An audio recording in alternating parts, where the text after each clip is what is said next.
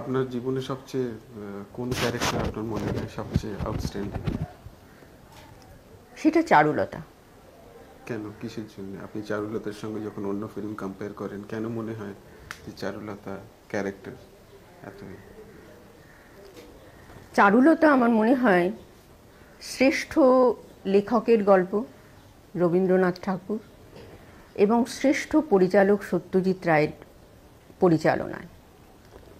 তো এর থেকে এবং এত সুন্দর চিত্রনাট্য, সেটা তো ভাবাই যায় না। আমার মনে হয় আমার জীবনের শ্রেষ্ঠ ছবি চারুলতা। আর আপনাকে কিরমভাবে সত্যজিৎ বাবু আপনাকে কিরকম ইনস্ট্রাকশন দিয়েছিলেন এই ক্যারেক্টার বিল্ড আপ করার জন্য? তাহলে আমি একটু আগের থেকে বলি।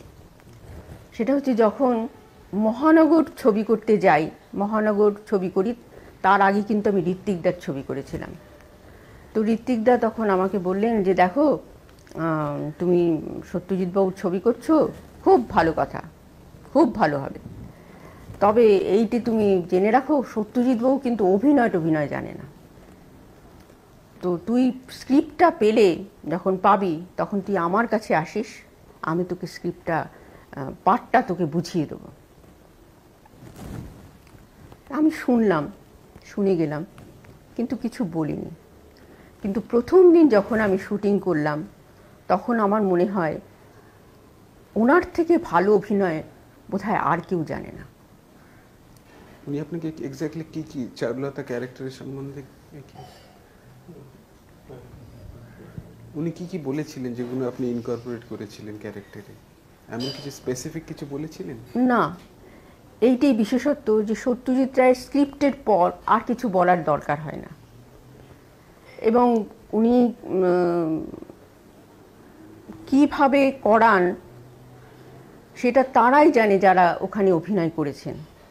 আমার মনে হয় না কিছু করবার দরকার আছে। যেভাবে স্ক্রিপ্টটা আছেন এবং যেভাবে উনি পজিশন গুলো দিয়ে দেন বা যেভাবে উনি বলান, তারপরে আর কিছু ভাবার বা কিছু করার থাকে না।